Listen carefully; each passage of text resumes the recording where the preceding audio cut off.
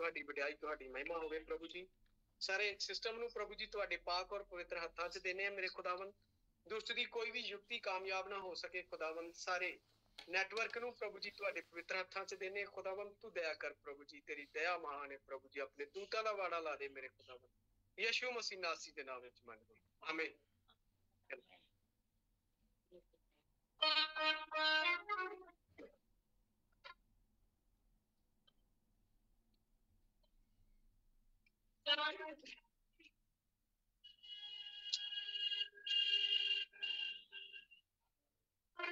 ਜਾਨ ਜਾਂਦੀ ਹੈ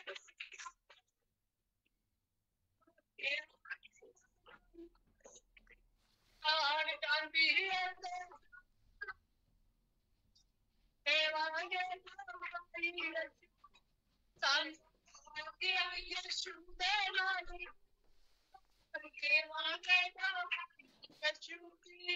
ਸਾਨੂੰ ਹੋ ਗਿਆ ਯਿਸੂ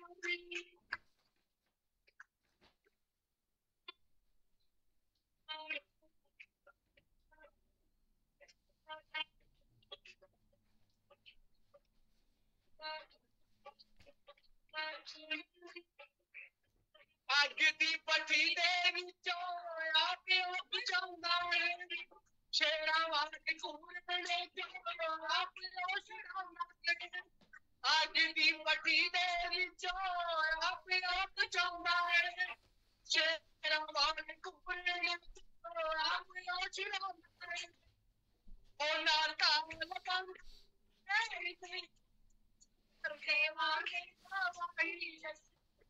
ਸਾਨੂੰ ਹੋ ਗਿਆ ਦੇਵਾਂਗੇ ਗਵਾਹੀ ਯਿਸੂ ਦੀ।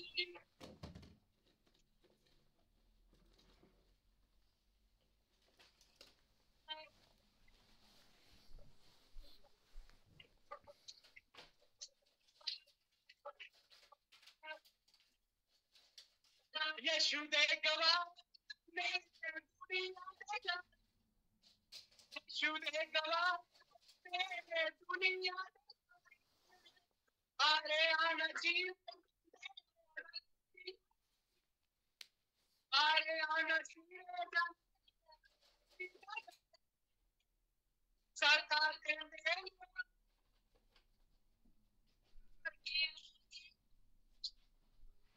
ਸਾਨੂੰ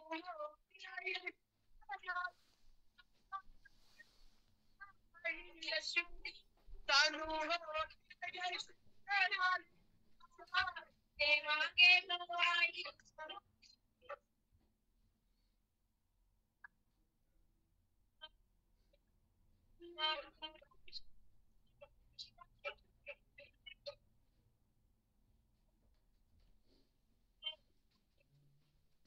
देखो इब्राहिम ग्यारह पाँच पौड़ी के, देखो इब्राहिम ग्यारह पाँच पौड़ी के, नबी नबी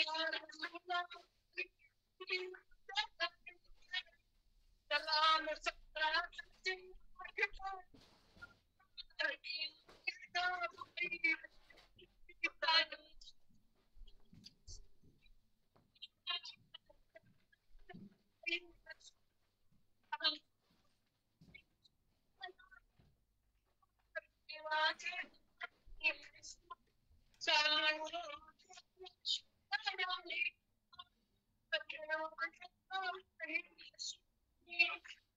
आमीन आमीन।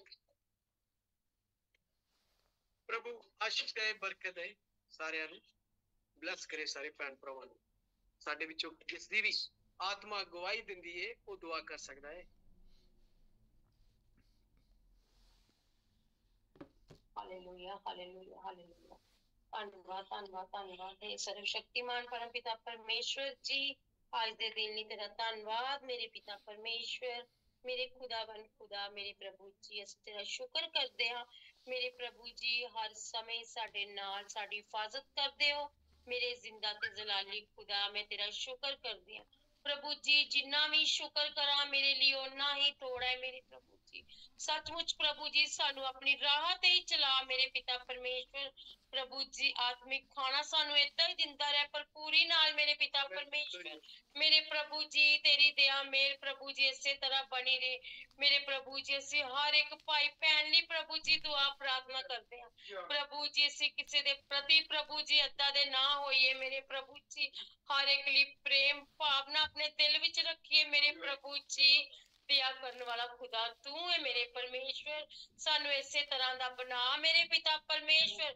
प्रभु असी आसे पासे दी किसी दी कोई गल ना सुनिए मेरे प्रभु जी। साडे ओ वाले कान बंद कर दे मेरे खुदावन खुदा मेरे पिता परमेश्वर। सचमुच प्रभु तेरे वचन नाल जुड़िए मेरे प्रभु जी।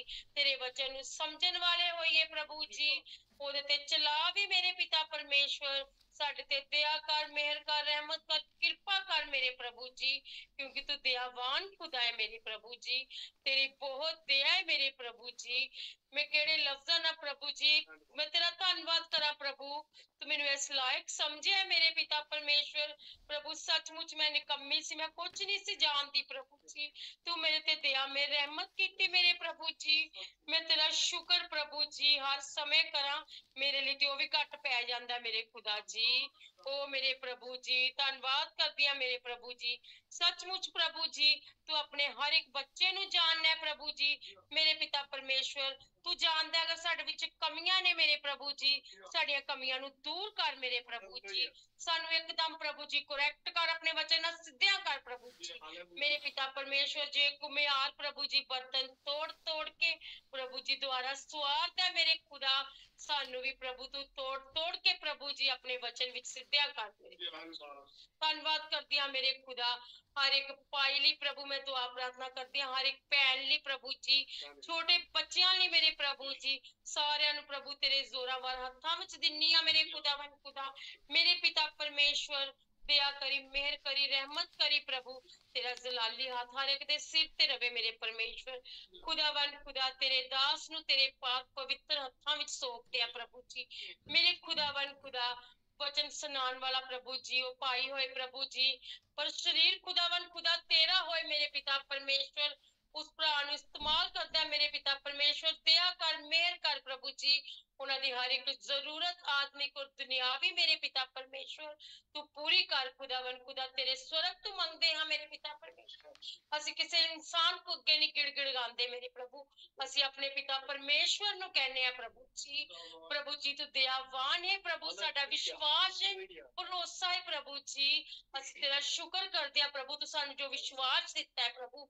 सानू होर विश्वास विच वधा मेरे प्रभु।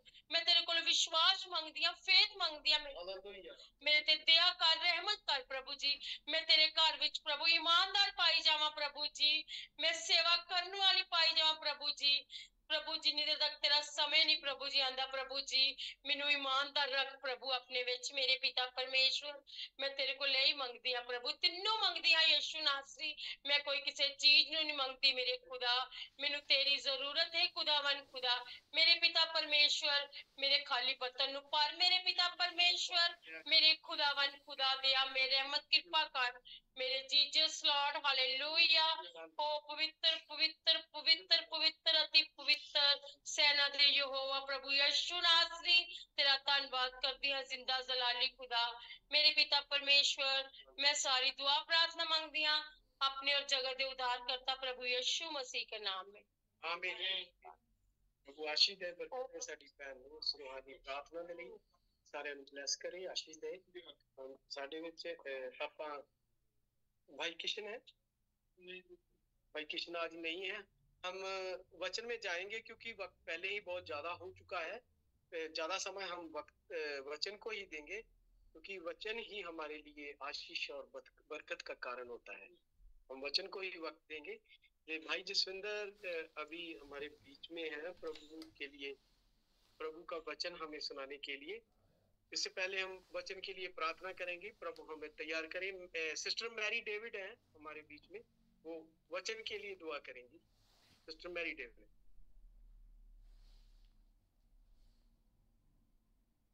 सभी बहन भाइयों को जय मसीह की। मैं प्रभु यीशु मसीह का हाथ उठा के धन्यवाद करती हूँ।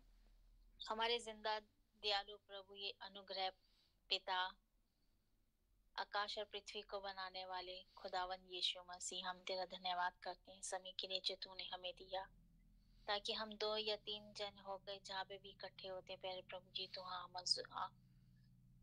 हाजिर होता है प्यारे प्रभु जी। इसके लिए हम आपका धन्यवाद करते हैं कि आप हमारी दुआ प्रार्थना को सुनते हैं।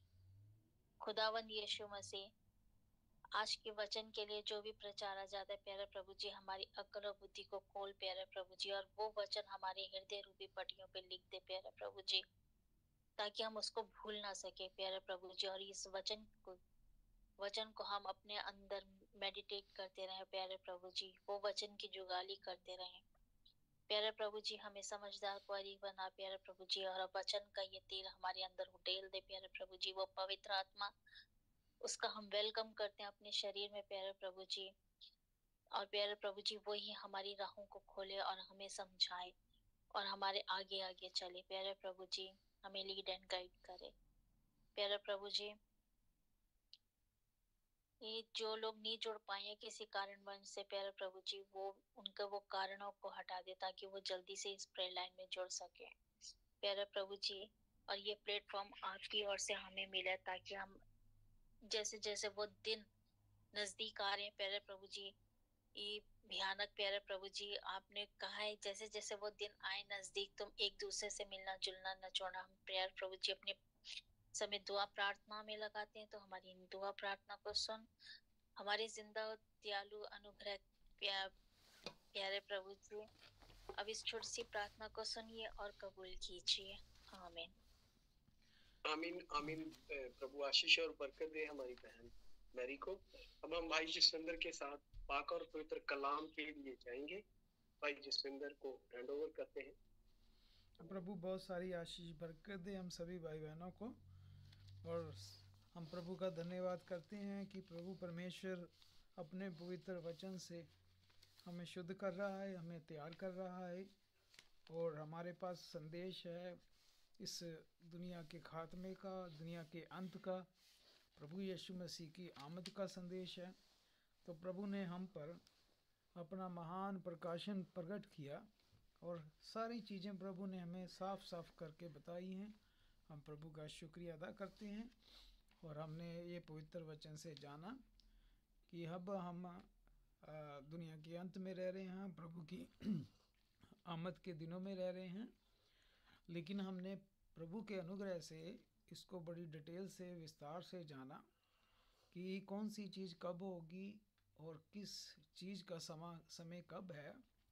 प्रभु ने अपने पवित्र आत्मा से हमें साफ साफ क्लियर किया, क्योंकि हम कंफ्यूज नहीं हैं, ना ही हमारे पास कोई मिक्सिंग है, ना कोई गड़बड़ी है।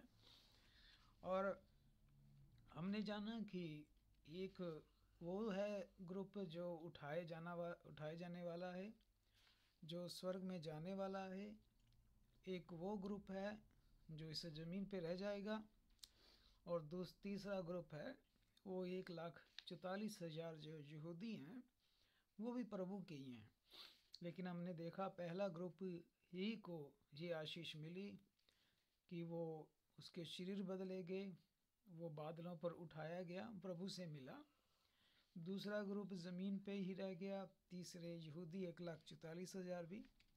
लेकिन जो 7वें दिन प्रभु यीशु मसीह का राज्य जब शुरू हुआ, तो हम देखते हैं कि दुल्हन तो प्रभु के साथ वापस आई नए यरूशलेम से, लेकिन दुल्हन प्रभु यीशु मसीह के साथ ही रह रही है।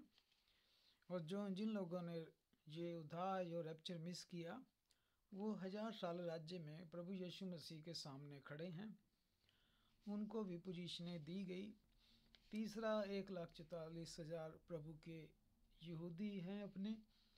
तो प्रभु ने हमें सारी चीज़ें सही तरीके से बताई हैं, हम प्रभु के शुक्रगुजार हैं। लेकिन जो 3 सवाल पूछे गए थे प्रभु को, उनमें से दुनिया का अंत, ये बातें कब होगी, प्रभु तेरे आने के चिन्ह क्या होंगे, और हम जानते हैं कि ये चीज़ें जो हैं स्टेप बाय स्टेप है। पहले दुनिया का अंत नहीं है, सबसे पहले दुल्हन का उठाया जाना है, उसके बाद दुनिया का अंत है। पहले दुनिया का अंत नहीं है, पहले दुल्हन का उठाया जाना है। तो हमारे समय में जो हमें जानना है वो ये है कि दुल्हन का उठाया जाना, विश्वासियों का उठाया जाना, समझदार कुंवारियों का उठाया जाना, क्योंकि अब हम उस समय में रह रहे हैं जब प्रभु यीशु मसीह अपने बच्चों को इस ज़मीन से अब उठाने जा रहा है। तो हम उस पर थोड़ा ध्यान लगाएंगे कि उठाया जाना कैसे है, किनका है। तो बाइबल में बहुत सारे प्रभु ने रेफरेंस दिए हमें कि प्रभु की जो दुल्हन है वो उठाई जाएगी। प्रभु ने मत्ती 24 में तो दुनिया का अंत भी बता दिया, अपनी आमद भी बता दी। और यूहन्ना 14 में प्रभु ने वादा किया कि मैं जा रहा हूँ, एक दिन आऊँगा और तुम्हें अपने साथ ले जाऊँगा। और फिर देखते हैं हम 1 कुरिन्थियों 15 के 50 में भी हम देखते हैं, जहाँ पर प्रभु का महान भेद लिखा हुआ है कि मैं तुम्हें भेद की बात बताता हूँ, हम सब के सब सोएंगे नहीं, हम बदल जाएंगे। लेकिन वहाँ पर उस भेद में एक चिन्ह बताया हुआ है हमारे बदलने का, हमारे जाने का। वो चिन्ह वहाँ बताया गया है कि जब आखिरी तुरी फूकी जाएगी तो वहाँ पर एक शब्द आया है तुरी, जिसे इंग्लिश में बोलते हैं ट्रम्प्ट। तो वहाँ पर एक भेद लिखा हुआ है कि जब आखिरी तुरी फूकी जाएगी, जो कब्रों में हैं, मुर्दे हैं, वो पहले उठ खड़े होंगे, जीवित हो जाएंगे, और हम जो है हमारे शरीर बदल दिए जाएंगे। और हमने जाना कि एक तुरी की बात आई है कि एक ट्रम्पट बजेगी, जिसके द्वारा जो प्रभु यीशु मसीह के प्यारे लोग हैं जो कब्रों में हैं वो पहले उठेंगे, उसके बाद जो हम जीवित हैं हम बदलेंगे। लेकिन अब जब 1 थिस्सलुनीकियों में जाएंगे तो उसमें थोड़ा और ज़्यादा विस्तार से प्रभु ने बताया है कि क्या क्या होगा दुल्हन के उठाए जाने के लिए, वो क्या क्या चीज़ें होंगी।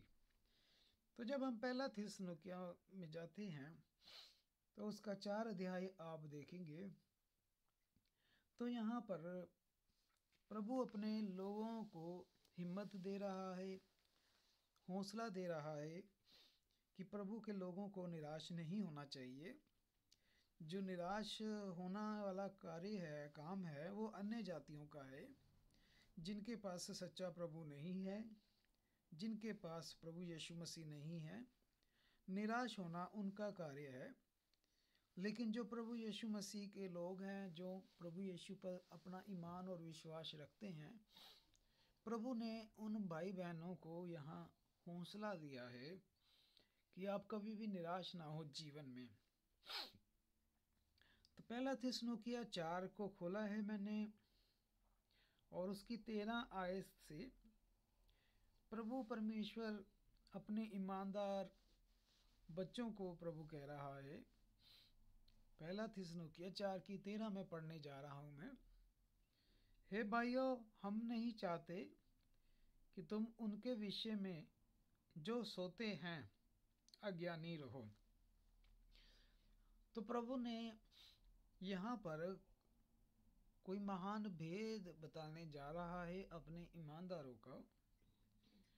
प्रभु ने बताया है कि एक वो लोग हैं जो सोते हैं और एक वो लोग हैं जो जागते हैं। तो प्रभु ने भी अपना मत्ती 24 में भी देखते हैं, मरकस में, सब कई जगह लिखा है जागते रहो कि तुम परीक्षा में ना पड़ो और तुम्हारे दिए जलते रहें, तुम जागते रहो और तुम्हारे लिए वो चोर की मानिद नहीं आएगा, क्योंकि तुम अंधकार की नहीं रोशनी की औलाद हो। तो यहाँ पर जो जागने की बात हो रही है वो जिस्मानी जागना नहीं है कि हम रात को भी उठकर बैठ जाएं। ये प्रभु ने हमें चेतावनी दी है कि हमने आत्मिक तौर पर सुस्त नहीं होना, आत्मिक तौर पर सोना नहीं है, रूहानी तौर पर हमने जागते रहना है, अलर्ट रहना है कि सारी दुनिया में क्या चल रहा है और वचन में, प्रभु वचन में क्या कहता है और सारे संसार में प्रभु की भविष्यवाणियाँ कैसे पूरी हो रही है। तो हमने आत्मिक रूप में जागते रहना है। जिन भाई बहनों के पास ये पवित्र वचन नहीं है, जिन भाई बहनों के ऊपर प्रभु ने ये प्रकाशन नहीं खोला है, वो प्रभु के नज़रिए में सो रहे हैं, वो सो रहे हैं। तो जिन भाई बहनों के ऊपर प्रभु ने ये पवित्र प्रकाशन खोला है, वो उन पर ही खोला जो जाग रहे हैं। तो हम लोग क्यों सीरियस हैं इतना? हम क्यों बार बार हर रोज़ यही बात कह रहे हैं कि प्रभु आ रहा है, प्रभु आ रहा है? हम थक नहीं रहे, हम बोर नहीं हो रहे, बार बार एक ही बात को इतने सालों से बोल रहे हैं। ना ही मैं कभी थका, ना मैं कभी बोर हुआ। 2002 से ही मैं ये बात कह रहा हूँ, प्रभु आ रहा है, प्रभु यीशु मसीह की आमद नज़दीक है।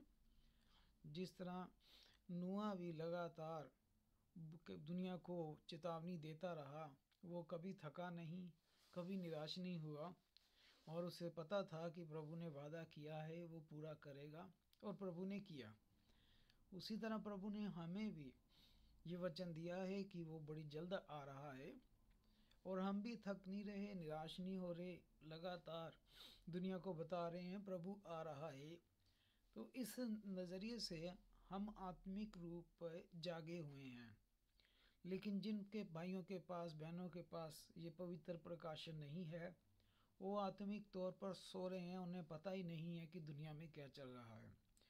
तो प्रभु कहता है, जो सोते हैं वो तो अज्ञानी है, उन्हें पता ही नहीं है कि पवित्र बाइबल में प्रभु यीशु मसीह का असली उद्देश्य क्या था। लोगों को बीमारियों से चंगा करना, ये उसका दूसरा उद्देश्य होगा, लेकिन पहला उद्देश्य था उसका कि रूहों को बचाना, जानों को बचाना, कि कोई भी जान कहीं पापों में फंसकर नरक में न चली जाए, नरक की आग में न चली जाए और परमानेंट ख़त्म ना हो जाए। प्रभु चाहता था कि रूहें बचे, अनंत जीवन पाएं। तो प्रभु कहता है कि जो सोते हैं अज्ञानी है, पर तुम लोग ऐसे ना होना कि तुम सोते रह जाओ और तुम अज्ञानी रहो। तुम ना ऐसे होना जैसे मत्ती 25 में 10 की 10 कुंवारियाँ सो गई, 10 की 10, कि तुम औरों के समान शोक करो, क्योंकि मसीही जीवन के बाहर आप देखेंगे तो निराशा ही है। हम अब निराश क्यों नहीं होते? क्योंकि हमारे पास प्रभु यीशु मसीह है, हमारे पास पवित्र बाइबल है। अब हम कभी निराश नहीं होते, ना कभी बोर होते हैं जीवन से। अब हमें प्रकाशन मिल चुका है। लेकिन जिन किस भाइयों के पास आज भी ये प्रकाशन नहीं है, उन लोगों के पास देखिए कितना दुख है, तकलीफ़ है, रोजी रोटी का मसला है, उनके ऊपर बोझ है, टेंशनें हैं, कर्ज है, बच्चों को पढ़ाने की फ़िक्र है। आप देखें हर एक परिवार में का ये हाल है। लेकिन प्रभु यीशु मसीह ने हमें कहा है कि तुम उनकी तरह तुम ना मुंह लटकाए हुए अफसोस में रहो। हमें प्रभु परमेश्वर ने इन सारे बोझों से निकाल लिया, और उसने कहा सारे बोझ मुझे दे दो, मैं तुम्हें संभालूंगा। और प्रभु ने हमें बताया कि हमें इन चीज़ों की चिंता करने की कोई ज़रूरत नहीं है। बड़ी जल्दी ही ये सारा संसार अब ख़त्म होने वाला है। तो प्रभु यीशु मसीह ने हमारे सारे बोझ ख़त्म कर दिए। उसने कहा एक ही बोझ मैं तुम्हें दे रहा हूँ जी, खाने का, पहनने का, रहने का, ये सारा बोझ मुझे दे दो। तुम मेरे पीछे लगो, ये सारी चीज़ें मैं अपने आप तुम्हें दे दूँगा। सिर्फ तुम एक बोझ उठाओ, अपनी सलीब आप उठाकर चलो, किसी और को ना दो, अपनी सलीब आप उठाओ। तो प्रभु यीशु मसीह ने हमें एक जिम्मेदारी दी है कि हम पूरे मन से, पूरी जान से प्रभु यीशु मसीह से प्रेम रखें। तो प्रभु आगे 14 आयत में बताते हैं, क्योंकि यदि हम विश्वास करते हैं कि यीशु मरा और जी भी उठा, वैसे ही परमेश्वर उन्हें भी जो यीशु में सो गए हैं। अब देखिए, यदि हम विश्वास करते हैं, ये हम लोग हैं जो विश्वास करते हैं कि यीशु मसीह हमारे लिए सलीब पर चढ़ा और फिर वो जिंदा भी हो गया, ये हम विश्वास करते हैं। और हमारे से पहले भी जो विश्वासी थे जो कब्रों में हैं, तो प्रभु कह रहा है कि वह उसे के साथ ले आएगा, यानी प्रभु परमेश्वर उन्हें जिंदा करेगा। तो बाइबल में ये प्रकाशन है कि मुर्दे जिंदा होंगे, लेकिन अब जो मुर्दे जिंदा हो रहे हैं वो सारे मुर्दे नहीं जिंदा होंगे। अब सारी कब्रें नहीं खुल रही, सारे समुंदर नहीं मुर्दे दे रहे, सारी आग नहीं देगी मुर्दे। अब के सिर्फ वही जिंदा हो रहे हैं जो इस ईमान में खबरों में गए हैं कि यीशु मसीह हमारा उद्धार करता है, हमारा मसीह है, मुर्दों को जिलाने वाला है। जो मेरे प्यारे भाई बहन इस विश्वास से दुनिया छोड़ के गए हैं, उनके पास ये वादा था कि प्रभु यीशु मसीह उनको दोबारा कब्रों से निकाल लेगा। तो वो इस विश्वास से प्रभु उनको कब्रों से उठाएगा, सिर्फ उन्हीं को, सभी को नहीं। इस बार सभी जिंदा नहीं होंगे। सभी कब्रें कब खुलनी है, सभी मुर्दे कब उठाने हैं प्रभु ने, वो 1000 साल राज्य के बाद, उसमें हम बाद में जाएंगे। पहले अब जो मुर्दे जिंदा हो रहे हैं सिर्फ प्रभु यीशु मसीह के ऊपर ईमान रखने वाले जिंदा होंगे, वो भी हमेशा के जीवन के लिए, न्याय के लिए नहीं। अभी जो पुनरुत्थान हो रहा है ये न्याय के लिए नहीं हो रहा, ये सिर्फ विश्वासियों को ही प्रभु कब्रों से उठाएगा, सिर्फ विश्वासियों का। इसलिए लिखा हुआ है, धन्य है जो पहले पुनरुत्थान के भागी हैं। धन्य है वो जो अब पहले पुनरुत्थान में जीवित हो रहे हैं, क्योंकि ये इसलिए नहीं जीवित हो रहे हैं कि प्रभु ने इनका न्याय करना है। ये ऑलरेडी प्रभु यीशु मसीह पर ईमानदार थे, विश्वास रखते थे, जो ज़मीन से चले गए थे, आराम वाली जगह पर थे। तो अब पहले प्रभु परमेश्वर इन्हें जीवित करेगा। उसके बाद क्या होगा? उसके बाद हम जो जीवित हैं, यानी आप और मैं जो जीवित लोग हैं, जिस्मानी तौर पर भी और रूहानी तौर पर भी हम जीवित हैं, और प्रभु यीशु मसीह पर हम ईमान रखते हैं कि वो मेरी खातिर आया, मेरे पापों के कारण सलीब पर चढ़ा और तीसरे दिन जिंदा हो गया। तो हम जिस्मानी तौर पर भी जिंदा हैं, आत्मिक रूप में भी जिंदा हैं। तो प्रभु यीशु मसीह के पीछे जो नहीं चलता, प्रभु उसे मुर्दा लेता है। प्रभु ने कहा, चीला कहता मुझे जाने दे, अपने पिता को दफना आया हूँ। प्रभु ने कहा, मुर्दों को अपने मुर्दे दफनाने दे, तू मेरे पीछे चल और अनंत जीवन पाले। जो मेरे पीछे आएगा वो मृत्यु से पार होकर अनंत जीवन में प्रवेश कर चुका है। तो अब की बार क्या होगा? पहले प्रभु यीशु मसीह के ईमानदार जो कब्रों में है, प्रभु उन्हें जिंदा करेगा, उनका पुनरुत्थान होगा। उसके बाद फिर हमारा प्रभु परमेश्वर ये बदन बदल देगा, ये शरीर हमारा बदल जाएगा। और ये बहुत लंबा प्रोसेस नहीं है भाई बहनों, पलक झपकते ही सारा कुछ होगा। पलक झपकते ही हमारे ये शरीर बदल दिए जाएंगे और हम बादलों पर प्रभु से मिलेंगे। हम अकेले नहीं, हमारे से पहले जो प्रभु यीशु मसीह के प्यारे भाई बहन जो ज़मीन छोड़ चुके थे, जिनके शरीर कब्रों में पड़े हैं, प्रभु उन्हें जिंदा करेगा और हमारे भी शरीर बदल देगा। फिर हम इकट्ठे ही क्या मिलेंगे? बादलों पर प्रभु से मिलेंगे। तो इसमें ये बताया है कि हम पहले नहीं जाएंगे, कि कब्रों में जो लोग पड़े हैं वो बाद में जाएंगे। यहाँ पर आपको प्रभु का वचन क्लियर बताता है कि प्रभु के आने तक बचे रहेंगे तो और सोए हुओं से कभी आगे ना बढ़ेंगे। यानी जो ऑलरेडी हमारे प्यारे भाई बहन, हमारे बुजुर्ग ईमानदार, यीशु मसीह के ईमानदार जो कब्रों में है, हम उनसे आगे नहीं बढ़ेंगे। पहले प्रभु उन्हें जिंदा करेगा, फिर हमें बदलेगा और फिर हम इकट्ठे ही बादलों पर जाएंगे और प्रभु से मिलेंगे। यानी यहाँ पर रैप्चर बताया गया है। एक तो हमारा जो हम प्रभु यीशु मसीह पर ईमान रखने वाले और उसकी आमद का इंतजार कर रहे हैं, दुल्हन है जो उसकी। दूसरा, जो प्रभु यीशु मसीह के लोग इस जमीन को छोड़ के कब्रों में हैं, ये रैप्चर बताया गया है। लेकिन पहला कुरिन्थियों 15:50 में आपने सुना भी है और पढ़ा भी है। वहाँ पर एक भेद बताया गया है। वहाँ वचन आया है कि मैं तुम्हें एक भेद की बात बताता हूँ। मुझे नहीं लगता खोलने की ज़रूरत है, आप सबको पता ही है।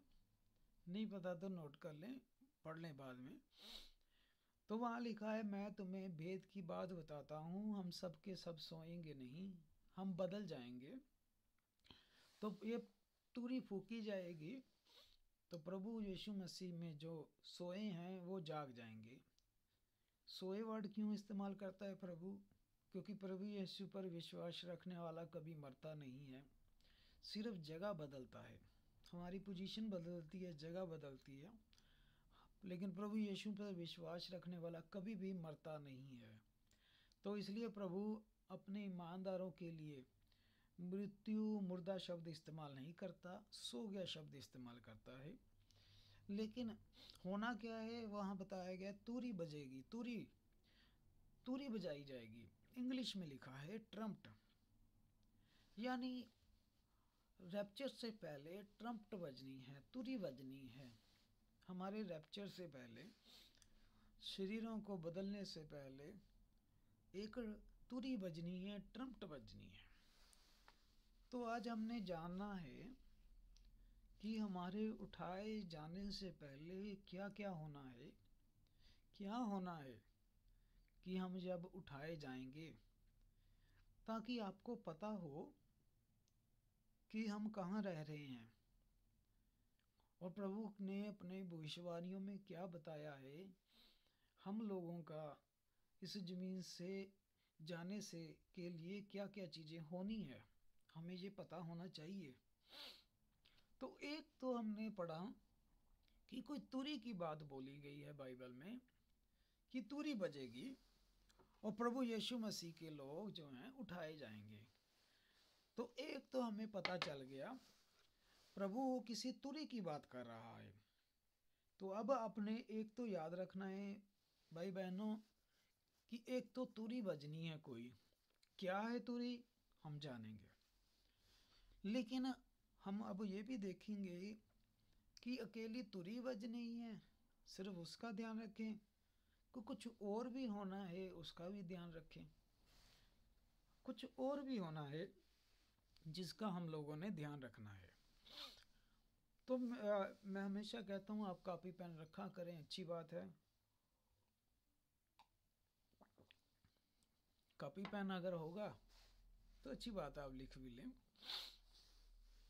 यानी हमारे उठाए जाने से पहले 3 चीज़ें लिखी हैं जो होनी है।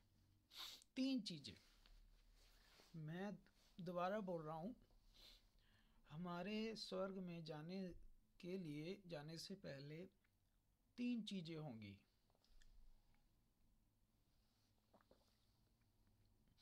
मैं आपको बताता रहूँगा 1 बाय 1, आप उसे लिख लें, बाइबल में भी उसे अंडरलाइन कर लें। 16 आयत से वो भेद बताना प्रभु शुरू करता है। 16 आयत से, क्योंकि प्रभु आप ही स्वर्ग से उतरेगा। यानी दुल्हन को लेने के लिए, आपको मुझे लेने के लिए, एक तो प्रभु यीशु मसीह जो है स्वर्गदूत नहीं भेजेगा, ना ही फरिश्ता भेजेगा। दूसरा ये है कि हम जो जब ये ज़मीन छोड़ेंगे, हम डायरेक्ट हेवन नहीं जाएंगे, हम सीधा स्वर्ग नहीं जाएंगे, सीधा स्वर्ग नहीं जाएंगे। और हमें लेने को प्रभु आएगा, वो हमें रिसीव करने के लिए किसी भी स्वर्गदूत को नहीं भेज रहा, वो खुद आ रहा है। ये प्रभु का प्रेम है आपके लिए, मेरे लिए, जो प्रभु खुद आएगा। 16 आयत में देखें, क्योंकि प्रभु आप ही स्वर्ग से उतरेगा। तो आपको मुझे पता होना चाहिए कि प्रभु की कितनी तरह की आमद है, कितने प्रकार की आमद है प्रभु यीशु मसीह की, हमें पता होनी चाहिए। जैसे सारी दुनिया कहती है कि प्रभु की दूसरी आमद होने जा रही है, तो हमें पता होना चाहिए कि कौन सी आमद कैसे है प्रभु की। प्रभु यीशु मसीह की पहली आमद थी जब वो शरीर में आया, मरियम के द्वारा बच्चे के रूप में आया। वो पहली बार शरीर में आया, एक रिडीमर बनकर, सेवियर बनकर, उद्धारकर्ता बनकर, पापों से छुटकारा देने वाला बनकर शरीर में आया पहली बार। दूसरी बार प्रभु यीशु मसीह यहाँ आ रहा है, जो आपने पढ़ा, लेकिन यहाँ पर प्रभु जो है जमीन के ऊपर नहीं आ रहा। इस आमद में प्रभु ने अपना पाँव जमीन पे नहीं रखा।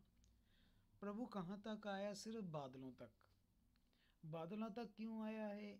अपनी दुल्हन का वेलकम करने, दुल्हन को लेने के लिए आया है बादलों पर। यानी जब रैप्चर होगा तो हमारा और प्रभु का मिलन बादलों पर होगा। सीधा हम स्वर्ग नहीं जाएंगे, प्रभु स्वर्ग से उतरेगा। और अब प्रेरितों के काम 1 को याद करें। जब प्रभु यीशु मसीह देखते देखते बादलों पर उठाया गया, तो 2 स्वर्गदूत नीचे उतर के आए।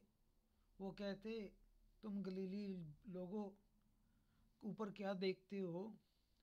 जो प्रभु यीशु मसीह को तुम ऊपर जाता देखते हो, एक दिन यहीं पर, इसी जगह पर वो वापस आएगा।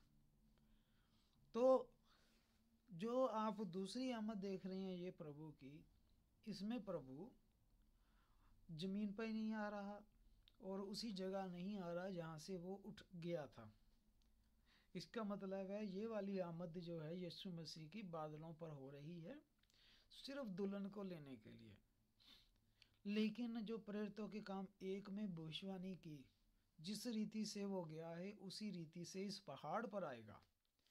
तो यानी एक आमद और है प्रभु की, जो प्रेरितों के काम में भविष्यवाणी हुई थी। तो हम वो देखते हैं जकराया में कि यीशु मसीह जब उस पहाड़ पर पांव रखेगा तो पहाड़ 2 फाड़ हो जाएगा। तो यहूदी कहेंगे कि वो हमारा मसाया आ गया, वो वचन की तलवार से सभी सेना को मारेगा। प्रकाशित वाक्य 19 में भी अपने स्वर्गदूतों से आ रहा है। तो वो प्रभु की वो भी आमद है, लेकिन वो आमद प्रभु की तीसरी आमद कह लीजिए। फिलहाल अब हम किस समय में रह रहे हैं? प्रभु की दूसरी आमद। जो प्रभु ने अपने नबी को कहा था कि मैं तुझे ये संदेश दे रहा हूँ, ये संदेश मेरी दूसरी आमद के लिए मेरे बच्चों को तैयार करेगा।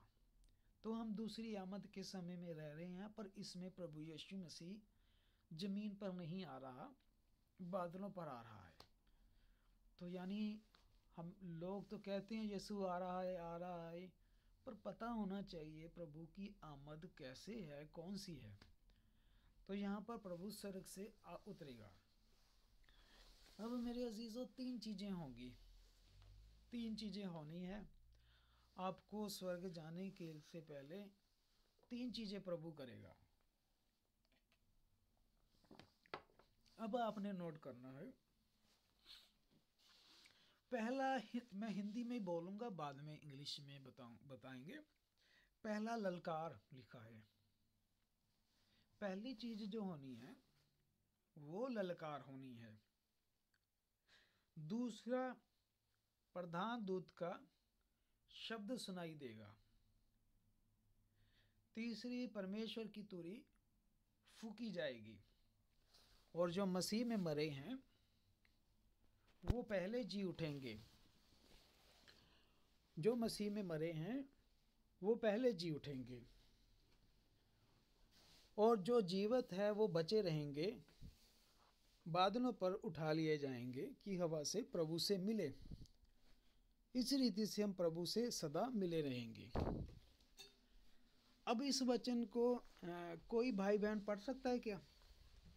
कोई भी भाई बहन, ताकि सब सुन ले।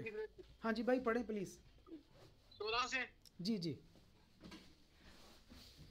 क्योंकि प्रभु आप ही स्वर्ग से उतरेगा, उस समय ललकार और प्रधान दूत का शब्द सुनाई देगा, और परमेश्वर की तुरी फूंकी जाएगी, और जो मसीह में मरे हैं वो पहले ही जी उठेंगे।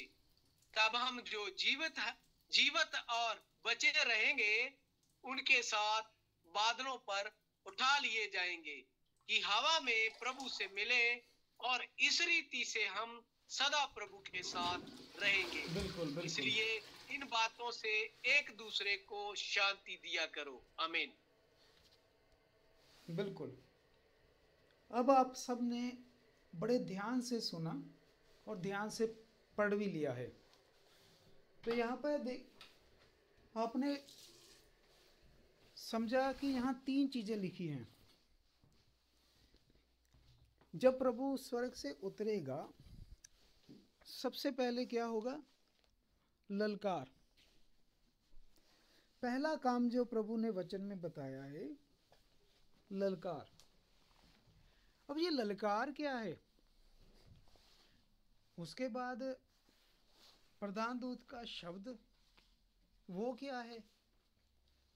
तीसरा तुरी।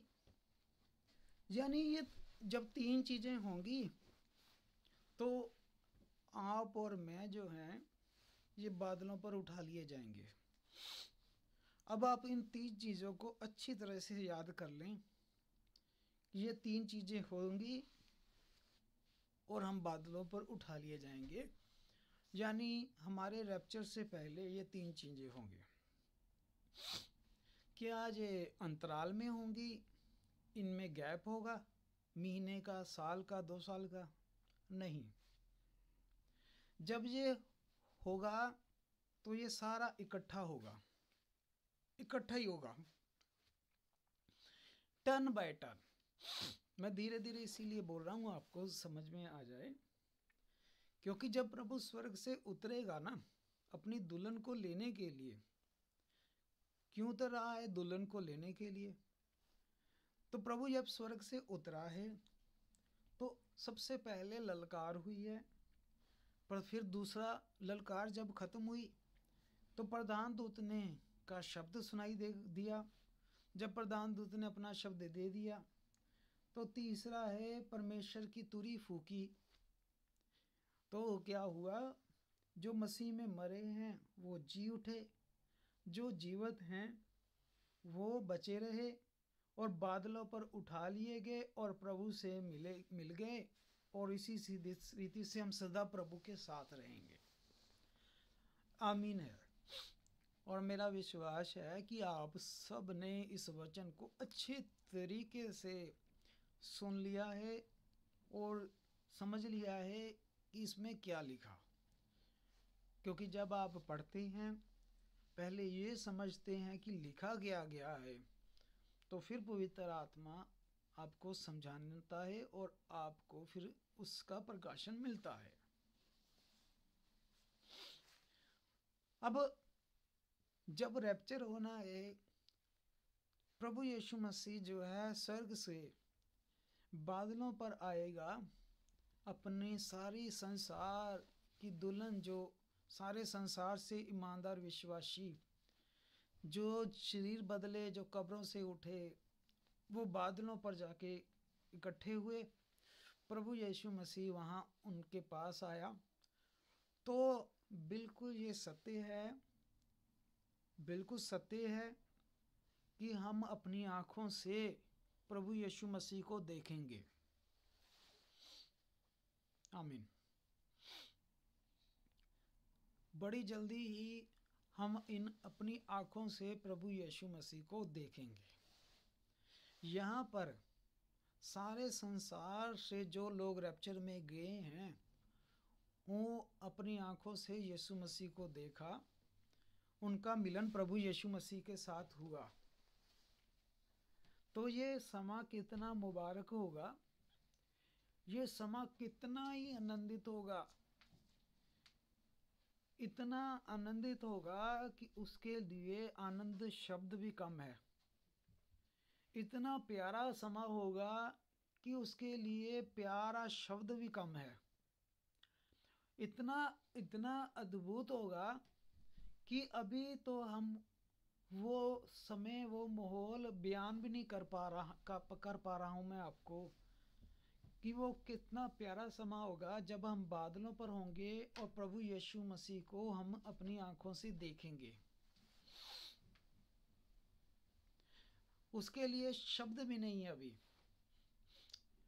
और उस वक्त हमने जो भी अब ज़मीन पर दुख सहे, मुश्किलें सही हैं, लोगों के बुरे बुरे कमेंट सुनते हैं, तो उस वक्त हम कहेंगे कि प्रभु इस नज़ारे के आगे वो मुश्किलें, मुसीबतें, तंगियां कुछ भी नहीं थी। हालेलुया।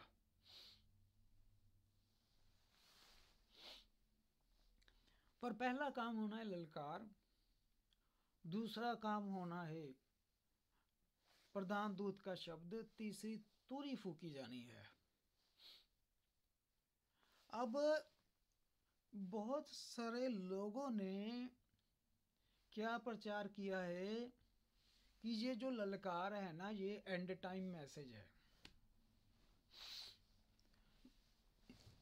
बहुत सारे लोग ये प्रचार करते हैं कि ये ललकार जो है ये एंड टाइम मैसेज है, कि एंड टाइम मैसेज आया तो उससे क्या हुआ कि सब हम जो लोग थे जिंदा हो गए प्रभु में। सुनने को अच्छा लगता है, लेकिन भाई और बहनों, ये जो ललकार है ये यहाँ सूट नहीं कर रहा, फिट नहीं बैठता। ये भी पवित्र आत्मा का कार्य है कि वचन को सही जगह पर रखना, ये भी पवित्र आत्मा का कार्य है। लोगों को खुश करने के लिए ये नहीं हम जितने मर्जी वचन को जोड़ दें, हम सजा खा जाएंगे। तो अंत समय के पैगाम में ये चीज़ भी प्रचार होती है कि जो ललकार है ना, ये एंड टाइम मैसेज है। प्रधान दूत का शब्द जो था वो भाई ब्रानम था। तो इस तरह वो प्रचार प्रचुर करते हैं, लोग बड़े खुश होते हैं, आमीन करते हैं, सुनने को भी अच्छा लगता है। लेकिन वो जल्दबाजी में एक चीज़ भूल जाते हैं कि यहाँ पर लिखा है प्रभु खुद बादलों पर आएगा, स्वर्ग से उतरेगा। तो अभी तो प्रभु उतरा नहीं है। ये प्रभु उतरा नहीं तो फिर ये कैसे भाई वो से एंटी मैसेज बना दिया, भाई ब्राह्मण भी बना दिया। पहला तो लिखा हुआ है ना कि प्रभु खुद ही बादलों पर आएगा, स्वर्ग से उतरेगा।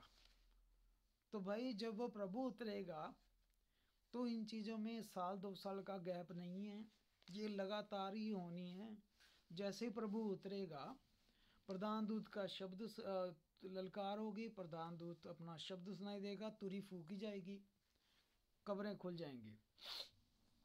असलियत में जब आप देखें इसको, अब इंग्लिश में पढ़ें आप, जो आपने हिंदी में पंजाबी में सुना है। इंग्लिश में लिखा हुआ है शाउट, जो आपके हिंदी पंजाबी में ललकार लिखा ना, ललकार, और इंग्लिश में लिखा है शाउट। तो हम पहले ये जाने कि ये शाउट क्या है जो होना है, स्टेप बाय स्टेप हम बाकी के भी जानेंगे। ये शाउट क्या है जो कि शाउट हुआ है, शाउट क्यों किया। अब आप मत्ती 25 में जाएं, मत्ती 25 में भी हमारी जो हिंदी पंजाबी की ट्रांसलेशन है उसमें सही ट्रांसलेशन नहीं है। हम उसकी सही ट्रांसलेशन यहाँ देखेंगे। मत्ती 25 में जाएं आप, तो यहाँ पर 10 कुंवारियाँ जो है इंतज़ार कर रही हैं दूल्हे का। 5 मूर्ख हैं, 5 समझदार हैं।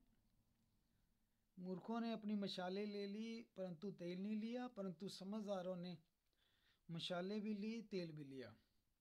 जब दूल्हे के आने में देर हुई, सब ऊँघने लगी और सो गई। अब आप ये 5 आयत ध्यान से सुने, ध्यान से। जब दूल्हे के आने में देर हुई, सब ऊँघने लगी और सो गई। यहाँ पर जो है दुल्हन सो गई है। यहाँ वो डेड नहीं हुई, मृत्यु नहीं हुई उस दुल्हन की। क्या है? सो गई है। जब दूल्हे में आने में देर हुई, वो सो गई है। तो यहाँ पर दुल्हन कब्रों में नहीं है। कब्रों में नहीं है कि ये ईमानदार विश्वासी शरीर छोड़ गए हैं, इनके शरीर कब्रों में हैं। ये लोग जीवित हैं। जीवितों की बात हो रही है। जीवित है, जीवित है, लेकिन यीशु के आने में देर हो गई तो ये सुस्त हो गई और सो गई। यानी ये जिस्मानी तौर पर तो जिंदा है, आत्मिक रीति पर ये ठंडे हो गए हैं। इतना तो आप समझ गए आप। लेकिन जो आपने थिस्सलुनीकियों में पढ़ा है, वहाँ पर सबसे पहले जिन्हें उठाया जा रहा है वो लोग है कब्रों वाले हैं। वहाँ पे लिखा है जो प्रभु में सो गए हैं कब्रों में, कब्रों वाले वो पहले उठाए जाएंगे।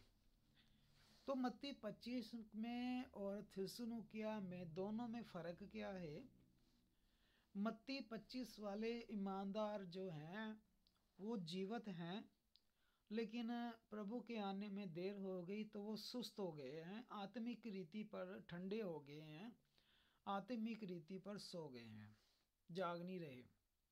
लेकिन थिस्सलुनीकियों में आप देख रहे हैं कि जब प्रभु यीशु मसीह आएगा, बादलों पर आएगा, तब शाउट होगा।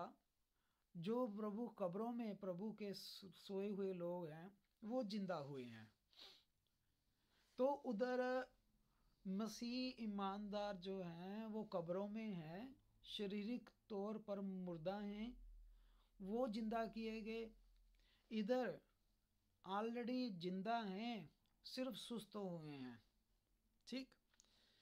अब आपके पास अगर इंग्लिश की बाइबल है तो अगली लाइन उसे पढ़ें। पहले मैं हिंदी में पढ़ रहा हूँ।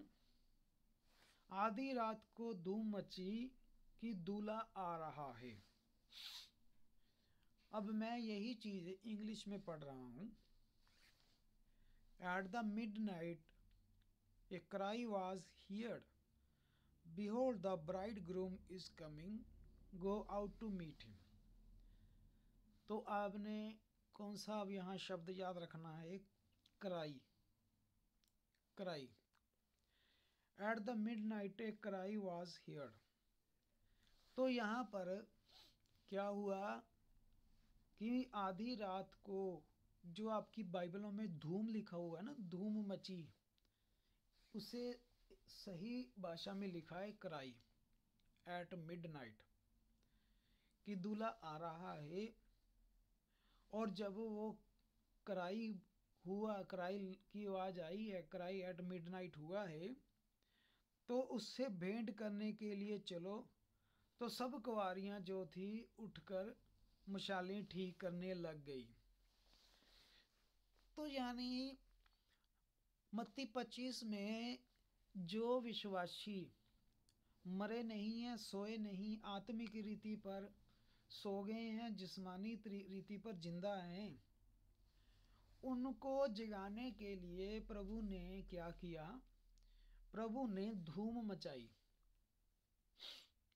उनके लिए धूम मचाई। जो विश्वासी जिंदा हैं लेकिन ठंडे हो गए, ढीले पड़ गए, प्रभु ने उन्हें सरगर्म करने के लिए धूम मचाई, हमारी भाषा में। यानी जो प्रभु यीशु मसीह की आमद के समय में जिंदा रह रहे हैं, जिंदा हम लोग, हमें प्रभु ने सरगर्म करने के लिए क्या किया? धूम मचाई, जो इंग्लिश में आया कराई, एट मिडनाइट।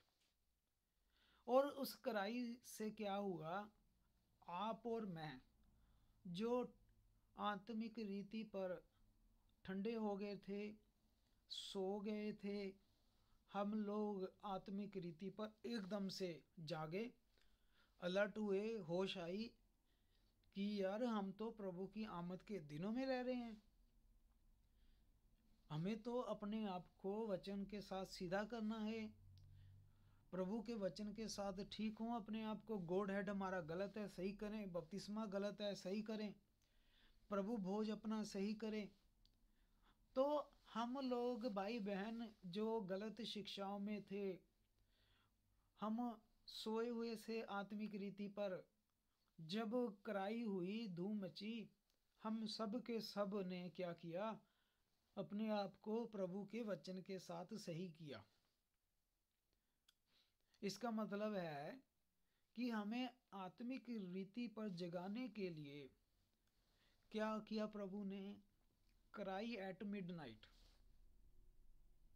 इसीलिए मैं धीरे धीरे बोल रहा हूं ताकि आपको अच्छी तरीके से समझ आ जाए। यहाँ मत्ती 25 में किन की बात हो रही है? किन विश्वासियों की जो जिंदा हैं जिस्मानी तौर पर। हम लोग, हमारी बात हो रही है, हम जिंदा हैं। हम ठंडे थे, कोई दुआ प्रार्थना नहीं करनी, कोई चर्च नहीं जाना। जहाँ कोई बचपन से मसीह था तो वो नाम का मसीह था कि मेरे माँ बाप मसीह थे, मैं इसलिए मसीह हूँ। जो कोई मसीह था अभी तो वो गलत शिक्षाओं में था।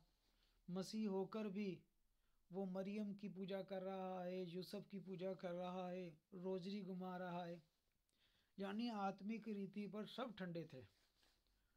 लेकिन जैसे ही कराई हुई, हम सब के सब क्या हो गए? जागे। और हम में से कुछ ने अपनी मशालें ठीक की, उसमें तेल डाला, कुपियाँ भी ले ली, कुपियों में भी तेल डाल दिया। लेकिन हमारे में से कुछ ऐसे भी थे जिन्होंने मशाले तो ली, तेल नहीं लिया, कुपियाँ भी नहीं ली। उधर से ये दूल्हा आया तो जिनके पास तेल नहीं था वो कहते तेल दे दो। पर समझदार ने कहा कि नहीं भाई, हमारे लिए कम ना पड़ जाए, तुम बाहर से खरीद लो जहाँ बिकता है। तो वो मूर्ख जब लेने गई तो उधर से दूल्हा आ गया, जो तैयार थी वो दूल्हे के साथ चली गई, रप्चर हो गया। अब आपने ये मत्ती 25 पढ़ लिया है। अब वापस आ जाएं आप थिस्सलुनीकियों में, थिस्सलुनीकियों की किताब में वापस आ जाएं आप। फिर से थिस्सलुनीकियों 1 और 4 और उसकी 16। अब मत्ती 25 में भी किसी को जगाया गया है, थिस्सलुनीकियों में भी किसी को जगाया गया है। लेकिन मत्ती 25 में जिनको जगाया गया है वो जिस्मानी तौर पर तो जिंदा हैं, लेकिन रूहानी तौर पर वो ठंडे हो गए हैं, रूहानी तौर पर मुर्दा हैं। मत्ती 25 में उनको आत्मिक रीति पर जगाने के लिए प्रभु ने कराई किया है, कराई एट द मिडनाइट। और वो मत्ती 25 वाले जिंदा लोग, प्रभु की आमद के समय में रहने वाले विश्वासी, उनमें से 5 ने अपने आप को सही कर लिया, यीशु मसीह के साथ चले गए। थिस्सलुनीकियों में भी जगाया गया है। पर थिस्सलुनीकियों में किन्हें जगाया गया? जो पहले ईमानदार थे, विश्वासी थे, लेकिन वो इस संसार को छोड़ गए थे। उनका जिस्म कब्रों में पड़ा हुआ है, वो उनका अजान सोल उनकी प्रभु के जहान में आराम कर रही थी। थिस्सलुनीकियों में किन्हें जगाया गया है?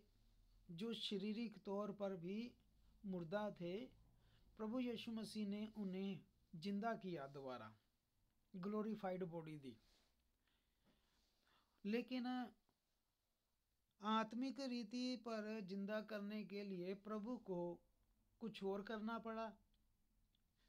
इधर जिस्मानी तौर पर जो मर गए थे, कब्रों में थे, इन्हें जिंदा करने के लिए प्रभु को कुछ और करना पड़ा।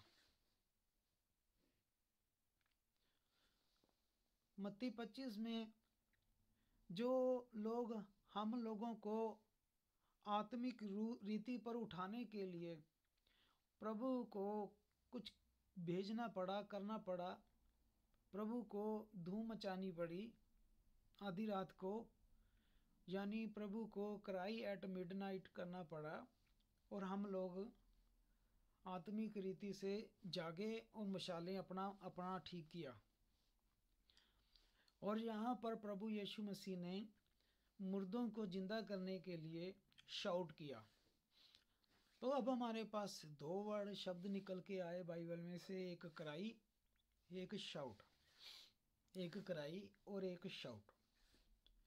अब हम पहले क्राई जानेंगे, फिर हम उसके बाद शाउट जानेंगे। क्राई क्या है? मेरे प्यारे भाई बहनों, एंड टाइम मैसेज, अंत समय का संदेश जो है वो क्राई है, जो आपको दिया जा रहा है अभी भी, जो आपको बताया जा रहा है कि ये आखिरी संदेश है। हमारा सच्चा और जीवता एक परमेश्वर है, उसका नाम प्रभु यीशु मसीह है। पुराने नियम का यहोवा, नए नियम का पुत्र, आज पवित्र आत्मा। सच्चा बपतिस्मा प्रभु यीशु मसीह के नाम से है, पवित्र आत्मा का। हमें प्रभु भोज दोबारा करना चाहिए, शुरू करना चाहिए, जो प्रभु ने हमें ठहराया है। तो जो भी सुधार हो रहा है विश्वासियों के बीच में, वो क्राई है। आप प्रेरितों के काम और उसके 4 अध्याय में जाइएगा। प्रेरितों के काम 4 और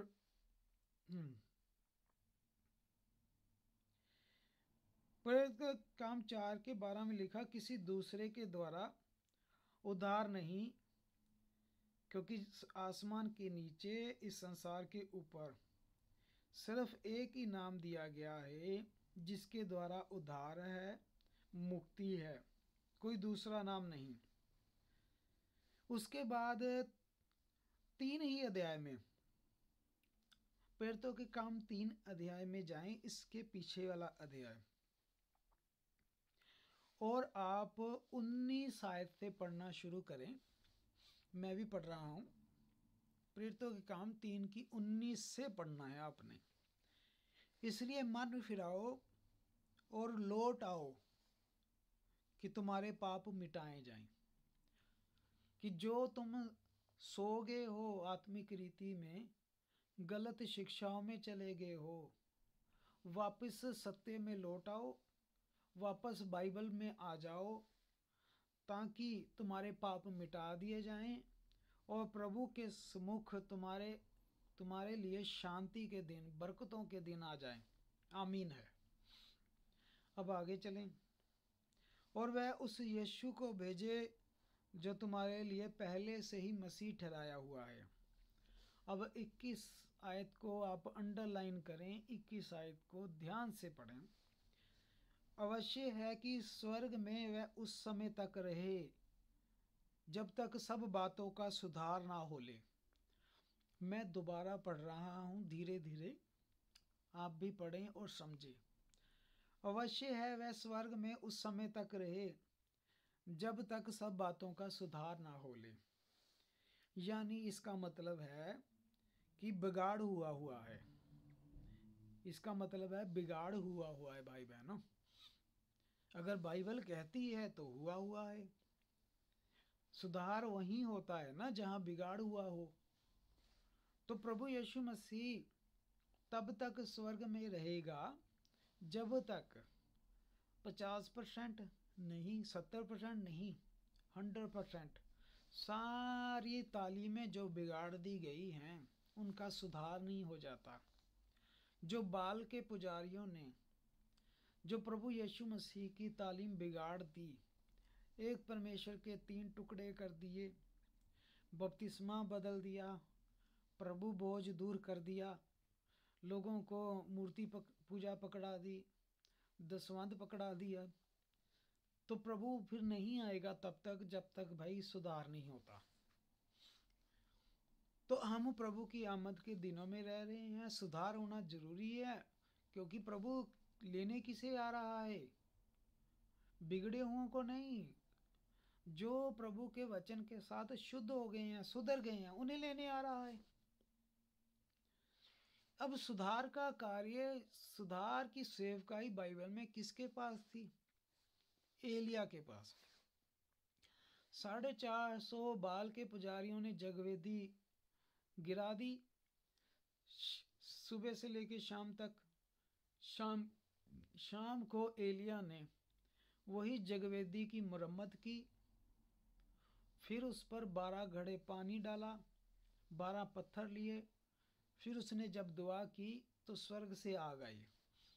यानी बाइबल में एलिया हुआ है जिसने बाल के द्वारा बिगड़ी हुई जगवेदी की मरम्मत की। और एलिया को प्रभु ने किस लिए रखा है? कि वो प्रभु के आमद के आगे जाएगा और चीज़ें सुधारेगा।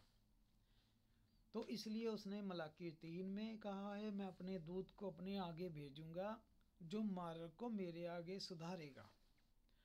मत्ती 17 में जब चेले कहते हैं कि मसीह के आने से पहले एलिया का आना जरूरी है, तो प्रभु कहता हाँ बिल्कुल, एलिया आएगा और सब कुछ सुधारेगा, पर वो ऑलरेडी आ चुका है, तुमने उसके साथ जैसा सलूक करना था किया। और मलाकी 4:5 में वही एलिया की फिर से सेवकाई बता दी कि बड़े दिन से पहले और भयानक दिन से भी पहले मैं एलिया को भेजूंगा। इस ज़मीन पर 2 दिन बड़े आएंगे, इस ज़मीन के ऊपर 2 दिन मैं लाऊंगा, एक बड़ा दिन, एक भयानक दिन, और दोनों दिनों से पहले मैं एलिया को भेजूंगा। यानी जब यहोवा ज़मीन पर आ रहा था श्री लेकर, वो ज़मीन के ऊपर बड़ा दिन था, उससे पहले किसे भेजागा? एलिया को। जब जिब्राइल फरिश्ता जकराया के आगे प्रकट हुआ, कहता तेरी पत्नी एलिशबा पुत्र जनेगी, उसके ऊपर एलिया का मसा होगा, वो प्रभु के आगे आगे मार्ग को सुधारेगा। तो यूहन्ना बपतिस्मा के ऊपर एलिया का मसा था। और फिर प्रभु ने कहा मैंने भयानक दिन से पहले भी एलिया भेजूंगा। तो हम जिस समय में रह रहे हैं, अब बड़ा दिन नहीं आना दोबारा। अब यीशु मसीह दोबारा नहीं पैदा होने आ रहा कि अंधों को आंखें देने, लंगड़ों को चलाने, नहीं। अब यीशु मसीह न्याय करने आ रहा है। तो अब बड़ा भयानक दिन आ रहा है, तो हमारे भयानक दिन से पहले भी एलिया आना चाहिए था। अब संसार को पूछे, उन्हें तो पता ही नहीं है एलिया आना भी है। लेकिन जब यूहन्ना बपतिस्मे की सेवकाई में भी वो थोड़े से लोग थे जिन्हें पता चला कि यूहन्ना ही वो है जिसके ऊपर एलिया का मसा है, और वो ही यीशु मसीह के पीछे हो लिए। आज के समय में भी थोड़े से लोग हैं जिन्हें पता है कि हमारे समय में भी एलिया आया है, और संसार ने जैसा सलूक उसके साथ बुरा करना था किया, और वो आके वो चला भी गया है। हमारे समय में प्रभु ने अमेरिका से एक बच्चे को चुना जन्म से ही, और प्रभु ने उसे कहा बचपन से ही कि तू मदिरा और सिगरेट कभी ना पीना, तेरे लिए मैंने एक बड़ा सेवा रखी है। तो हम जानते हैं कि प्रभु ने एक भाई को अमेरिका से चुना जिसका नाम विलियम मैरियन ब्रानम था। 1906 के बाद हम देखते हैं कि प्रभु की उसकी चोन हुई। 1965 तक वो प्रभु में चला गया। प्रभु ने उस सेवक के द्वारा पवित्र बाइबल के सारे वेद खोले, उत्पत्ति से लेकर प्रकाशित वाक्य तक। जो 7 मोहरें, ये सब कुछ बंद था, प्रभु ने उसके ऊपर खोले, और प्रभु ने उसे कहा था, 3000 लोगों की गैदरिंग थी, कि जैसे मैंने यूहन्ना को भेजा था अपनी पहली आमद से पहले, तुझे जे मैं संदेश दे के भेज रहा हूँ, मेरा ये वचन संदेश मेरी दूसरी आमद के लिए मेरे लोगों को तैयार करेगा।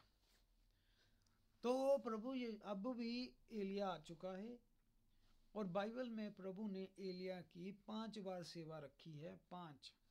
5 अनुग्रह का नंबर है, इसलिए जब जीसस आप पढ़ते हैं इंग्लिश में, उसमें भी 5 अक्षर हैं, 5 अनुग्रह का नंबर है। तो प्रभु ने एलिया की 5 बार सेवा रखी है बाइबल में। पहली बार वो खुद एलिया था, खुद अपने ही शरीर में रूप में। दूसरी बार एलिया का मसा किस पर था? अलीशा पर। जब अलीशा ने कहा कि एलिया मुझे तेरा दुगना मसा चाहिए, तो दूसरी बार मसा किस पर आ गया? अलीशा पर।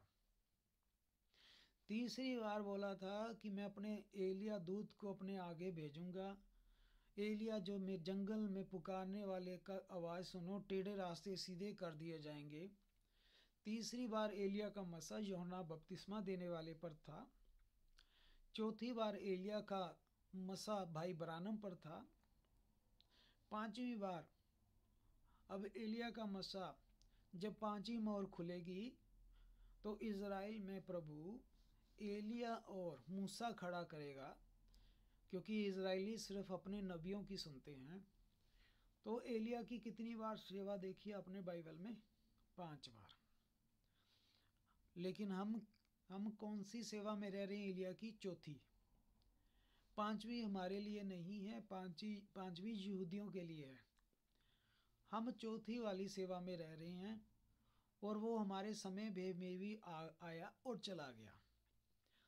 ना तो यूहन्ना को किसी ने पहचाना था, लेकिन जो उस वक्त भी अनुग्रह से चुने हुए थे, उनके ऊपर ये प्रकाशन खुला कि यूहन्ना पर एलिया का मसा है। हमारे समय में भी जो अनुग्रह से चुने हुए हैं, उन पर यह खुला है कि भाई ब्रानम के ऊपर एलिया का मसा था, और प्रभु ने उसे अंत समय का पैगाम दिया जो आज हमारे पास है। उसने आकर क्या किया? उस पैगाम ने, उस वचन ने हम सबको सुधार दिया। हम सब का उत्पत्ति से लेकर प्रकाशित वाक्य तक हमें सही किया, हमारा एक परमेश्वर किया, हमारा बपतिस्मा पवित्र आत्मा का सही किया, हमें नाम प्रकट किया कि प्रभु का नाम क्या है। दोबारा से प्रभु भोज शुरू किया चर्चों में, दोबारा से कलाम सीखने में, प्रार्थना में, संगति में हम ललीन हो गए। तो इसका मतलब ये है कि अब प्रभु आ रहा है, क्योंकि प्रभु के चुनुओं के बीच सब बातों का सुधार हो गया है। Hallelujah, hallelujah.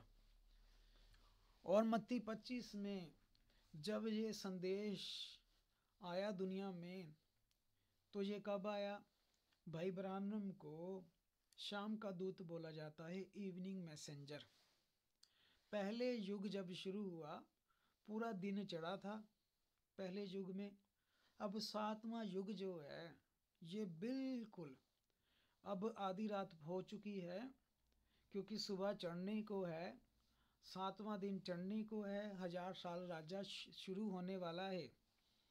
हम 6वें दिन के, छठे दिन के बिल्कुल आधी रात को रह रहे हैं, और आधी रात को अब सारी दुनिया में क्या धूम मची हुई है?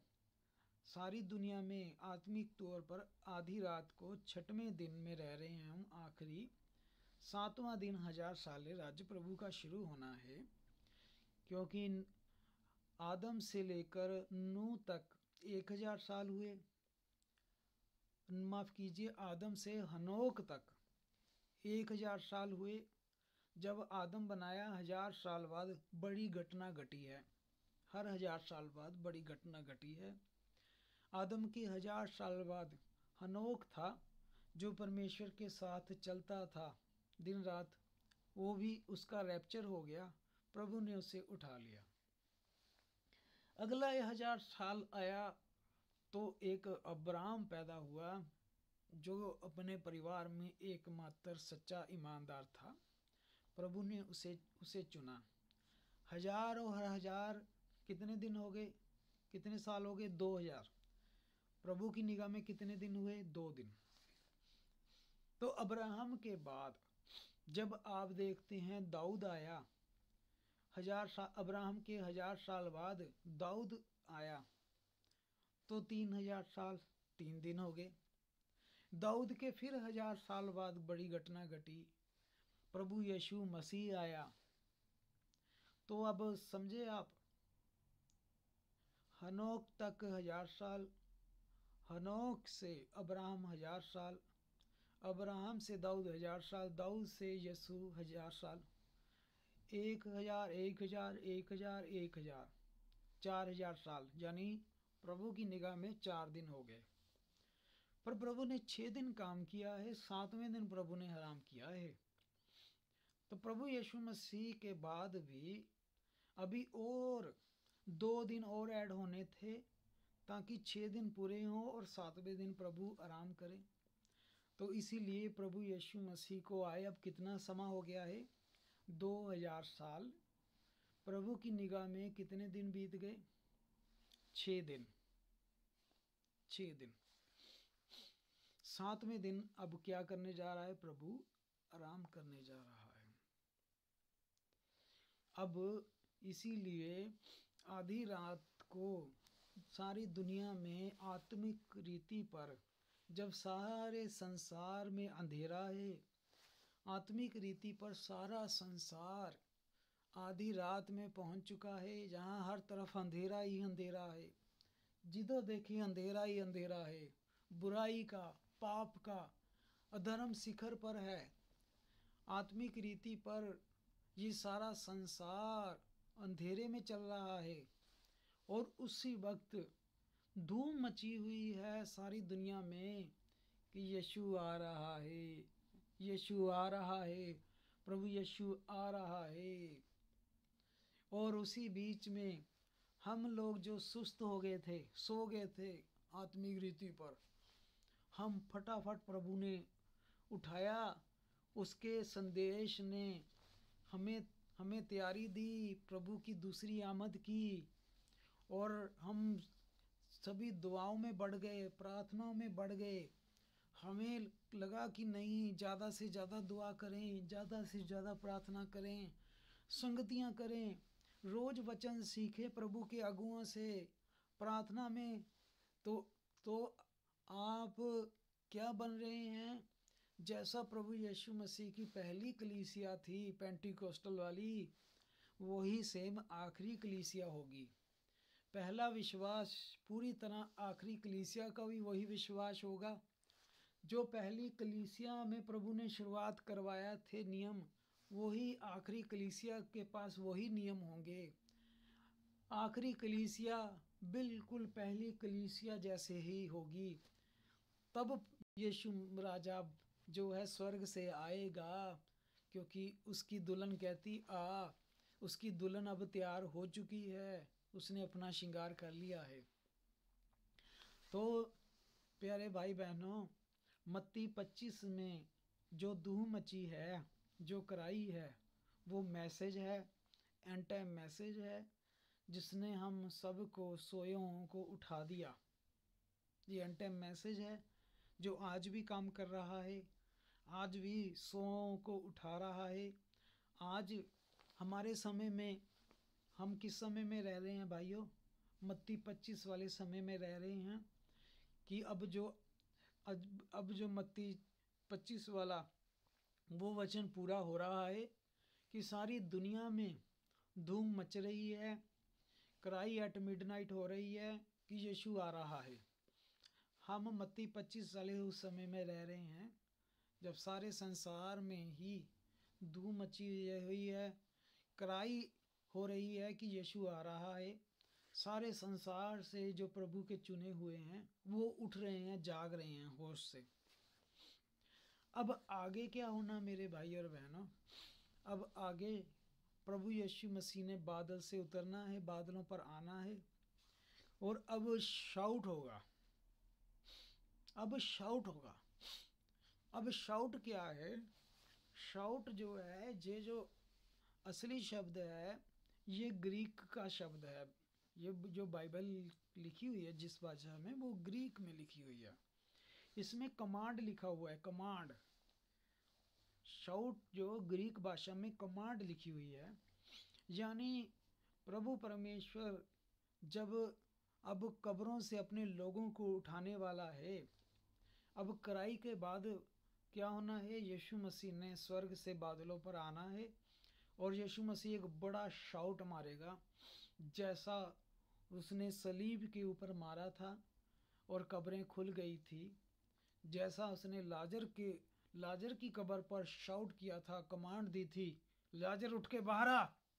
लाजर मुर्दा उठ के बाहर आ गया। जब वो सलीब पर था, उसने ऊंची आवाज में कमांड दी थी, शाउट किया था, तो कब्रें खुल गई थी। अब भी प्रभु यीशु मसीह क्या करेगा? जो उसके बच्चे कब्रों में है, वो एक बड़ी शाउट मारेगा, कमांड देगा, जिससे ये सारी जो ईमानदारों की कब्रें खुल जानी हैं।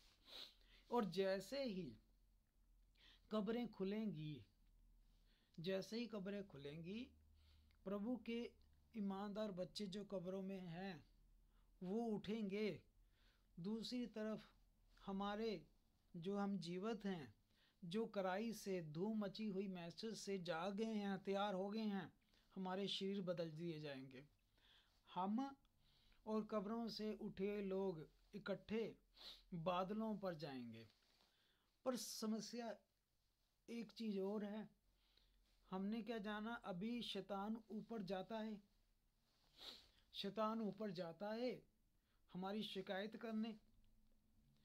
अब शिकायत जिनकी करता था वो तो खुद स्वर्ग आ रहे हैं, तो शैतान का वो वहाँ काम नहीं रहा। तो अगला काम, अगली ड्यूटी किसकी शुरू हो गई? अगली ड्यूटी प्रधान दूत के शब्द की शुरू हो गई। अगली ड्यूटी किसकी शुरू हो गई? प्रधान दूत की। अब आप प्रकाशित वाक्य 12 जो हमने उस दिन पढ़ा था, अब यहाँ पर जोड़ें, देखें, अब तस्वीर आपकी साफ होगी। प्रकाशित वाक्य 12 में लिखा है कि फिर स्वर्ग में लड़ाई हुई। जब वो बच्चा जो औरत की पेट में था स्वर्ग पहुंचा दिया गया, तब एक स्वर्ग में लड़ाई हुई। प्रधान दूत माइकल और उसके स्वर्गदूत शैतान और शैतान की सेना से लड़े। जब बच्चा बादलों पर पहुंचा दिया गया, समझे आप? वो औरत का जो बच्चा जब बादलों पर पहुंचाया गया, इधर जब रैप्चर हो रहा है, देखा एक ही कनेक्शन है। उधर माइकल और शैतान के बीच में लड़ाई हो रही है। प्रधान दूत कौन है? पढ़ा आपने थिस्सलुनीकियों में दूसरा किसका काम शुरू हो जाएगा? प्रधान दूत का। ये प्रधान दूत कौन है? जब माइकल प्रधान दूत, जो जिब्राइल कहता कि दानियल जब तेरी प्रार्थना सुन ली थी, लेकिन वो राजा मुझे 21 दिन रोक के बैठा रहा, फिर मेरा भाई जो प्रधान दूतों का अगुआ है वो मेरी मदद के लिए आया, माइकल। तो माइकल इज ए प्रधान दूत। तो प्रधान दूत ने फिर जब शैतान को हराया, तो शैतान बड़े गुस्से से किसे कहाँ आ रहा है जमीन तेरे ऊपर हाय। शैतान गुस्से से आ रहा है। तो प्रधान दूत का शब्द जब माइकल ने लूसीफर को हराकर नीचे भेज दिया, तो यानी ललकार हुई, तो कब्रों वाले ईमानदार जिंदा हुए, हम लोगों के शरीर बदल गए, हम बादलों पर जा रहे हैं। और शैतान जो आपकी शिकायतें लगाता था, माइकल ने उसे हराकर जमीन के नीचे फेंक दिया। और जब वो नीचे आए शैतान, तीसरा काम हुआ परमेश्वर की तुरी। उधर से तुरी बज गई परमेश्वर की। तो बाइबल में ट्रम्पट कब बजी है? कब आप देखें, जब भी परमेश्वर की मौजूदगी हुई है तो बड़ी से बड़ी तुरी बजाई गई है। जब जब परमेश्वर उतरा है, प्रकट हुआ है, तो ध्वनि की आवाज़ें आई हैं। जब परमेश्वर उस पहाड़ पर उतरा था तो वहाँ पर भी ध्वनि की आवाज़ें आई थी। ये एक बड़ा कार्य बताती है परमेश्वर का कि जब भी तुरी बजती है, ट्रम्पट बजती है, ये एक परमेश्वर की मौजूदगी और बड़ा कार्य बताती है। तो उसके बाद तुरी बजी तो जो यीशु में सोए हुए थे उठ गए, जो हम जीवित थे हमारे शरीर बदल गए, बादलों पर हम प्रभु से मिले। शैतान अब नीचे है, हम ऊपर हैं। हम जैसे ऊपर गए, शैतान नीचे भेज दिया गया। अब हम ऊपर हैं, शैतान नीचे है। शैतान का ऊपर का मामला खत्म हो गया। तो प्रभु में सारे भाई और बहनों, आज हमने जो भी पढ़ा है धीरे धीरे इसको आप दोबारा से सारा पढ़ें, और जो जो मैंने आपको प्रभु ने आपको बताई हैं चीज़ें उन्हें याद रखें कि 3 चीज़ें होनी है एक साथ जब हम इस संसार को छोड़ेंगे। 3 चीज़ें, जब प्रभु स्वर्ग से खुद बादलों पर आएगा और एक बड़ी कमांड मत देगा, बहुत बड़ी कमांड देगा, क्योंकि उसका बोलना समुद्र के गर्जने के समान है।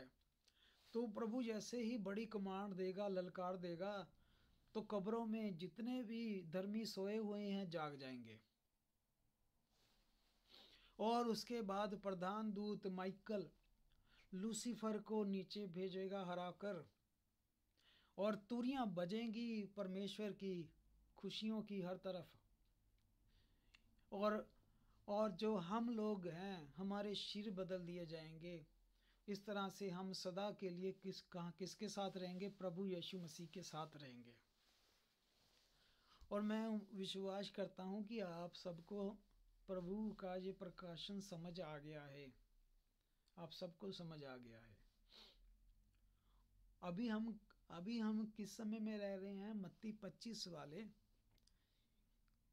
आधी रात को धूम मची, दूल्हा आ रहा है और सभी अपनी अपनी मशालें ठीक करने लग गई। समझदारों ने मशालें भी ठीक कर ली, तेल भी ले लिया, कुपियाँ भी ले ली, कुपियों में भी तेल ले लिया, पर मूर्खों ने नहीं लिया।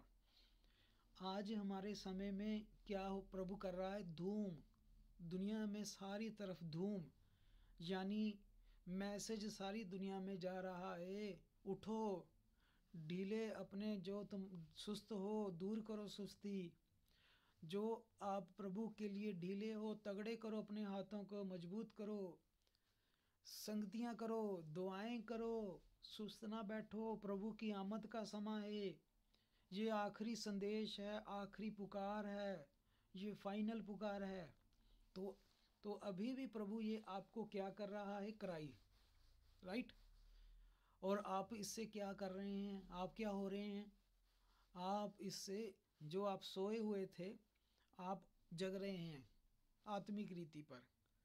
अभी भी वो मत्ती 25 वाला समय चल रहा है कि धूम मच रही है। अभी मैं भी आपको वो कराई वाला मैसेज दे रहा हूँ कि उठें, आप सुस्ती दूर करें, मशालें चेक करें, अपनी तेल चेक करें कुपियों में है कि नहीं है। उनकी तरह मत बने जो कहते हैं हाँ कोई फिक्र नहीं। तो अभी मत्ती 25 वाला समा चल रहा है। प्रभु सारी दुनिया से जो उसकी लोग ढीले पड़ गए थे प्रभु ने सरगर्म कर रहा है, क्योंकि प्रभु कहता है ना तू ठंडा है ना तू गर्म है, तू गुनगुना है, मैं तुझे मुंह से फेंक दूंगा। तो प्रभु सबको सरगर्मी दे रहा है, तगड़े कर रहा है। प्रभु के लोग उसकी आमद के लिए तैयार हो रहे हैं। ये है कराई जो अब चल रहा है। मैं क्या कर रहा हूँ? अभी मैं भी यही धूम, ये कराई ही दे रहा हूँ, मैसेज ही दे रहा हूँ आपको कि आप उठें, क्योंकि इसके बाद अगला काम क्या होने जा रहा है? ललकार। इसके बाद अब पहले मुर्दे जिंदा होंगे, फिर वो प्रधान दूत नीचे गिरा देगा शैतान को, फिर दूरी फूकी जाएगी, और जो मुर्दे जिंदा हुए हमारे शरीर बदल दिए जाएंगे, हम बादलों पर प्रभु को मिलेंगे, हमारे जाने से पहले परमेश्वर शैतान की परमानेंट एंट्री बंद कर देगा कि अब शैतान तू यहाँ नहीं आ सकता, क्योंकि मेरी दुल्हन जो ज़मीन पर थी, जिसको दिन रात तू दोष लगाता था, अब वो दूल्हे के पास आ गई है। तो प्रभु आपको बहुत सारी आशीष और बरकत दे। नहीं समझ आता दोबारा पढ़ें, पूछ सकते हैं, लेकिन इस वचन को अच्छी तरह से याद करें कि ये हमारी रैप्चर का विषय है। तो प्रभु आपको आशीष बरकत दे। और भाई जोशुआ जैसे प्रभु अगुवाई करता है उनकी, वो आगे ये सभा चला सकते हैं। प्रभु आशीष दे। प्रभु आपको भी आशीष दे भाई, सुंदर वचन के लिए प्रभु आपको बहुत सारी आशीष दे, बरकत दे। हम जैसे हमने वचन से जाना है कि ललकार हो चुकी है, प्रधान दूत का शब्द और तुरी तीनों हमने ये याद रखने हैं और दोबारा पढ़ना है, और हमने अपने आप को तैयार करना है सभी भाई बहनों ने, क्योंकि वचन की जुगाली जो होती है वो बिल्कुल सही, हम शुद्ध पाए जाते हैं। जैसे जुगाली करने वाले जानवर शुद्ध पाए जाते हैं, वैसे हम जब वचन की जुगाली करते हैं, वचन को दोबारा दोबारा पढ़ते हैं, तो प्रभु हमें शुद्ध करता है। आमीन। प्रभु की आशीष और बरकत के लिए हम दुआ करेंगे पढ़े गए कलाम के लिए। फिर खुदावन प्रभु यीशु मसीहा, सर्वशक्तिमान परमेश्वर, सच्चे और जीवते खुदावन, आपका धन्यवाद करते हैं प्रभु सारी आशीष के लिए, सारी बरकतों के लिए मेरे खुदावन, और खास करके प्रभु कि आज के वचन के लिए प्रभु, जो हमें आपने इस आधी रात को जो धूम मची है प्रभु जी, उस धूम से हमें जगा दिया है मेरे खुदावन, कि हम जागते रहें और प्रभु हमेशा उस मसा में पाए जाएं मेरे खुदावन, कि वो तैयारी का मसा जो आप हमें बख्शते हैं मेरे खुदावन। जब आप आए तो हम तैयारी में प्रभु जी आपका इंतजार करते पाए जाएं, और प्रभु जी आपके मेल मिलाप के लिए खुदावन, जब आप आए तो हमारे शरीर बदल जाए खुदावन, हम बादलों में आपसे मुलाकात करें, और प्रभु जी हम आपके साथ रहें। हमें वो तैयारी वाला मसा दें प्रभु जी। हमें हमारे अंदर जो भी झुर्री है प्रभु जी, हमसे दूर करें। जो भी पाप और गुनाह है मेरे खुदावन, वो सभी धुल जाएं आपके पाक और पवित्र कलाम से। प्रभु हमें आशीष देना, बरकत देना प्रभु जी। हम प्रभु जी ढीले ना पड़ जाएं मेरे खुदावन। ऐसा ना हो खुदावन कि आप हमें अपने मुंह से उलग दे मेरे खुदावन। प्रभु जी हम हमेशा आप में बने रहें, आपके पाक और पवित्र कलाम में बने रहें। हमें वो तैयारी का मसा दे खुदावन, जब भी आप आए तो हम प्रभु जी आपसे मुलाकात करने के लिए प्रभु जी सामने खड़े हो जाएं, और हमें आप कबूल कर लें। प्रभु जी मांगते हैं आपके पाक और पवित्र और जलाली और स्वर्गीय नाम खुदावन, प्रभु यीशु मसीह नासी के नाम में। आमीन आमीन। प्रभु सभी को आशीष और बरकत दे, हमारे भाई जसविंदर को खास करके प्रभु, और भरे वचन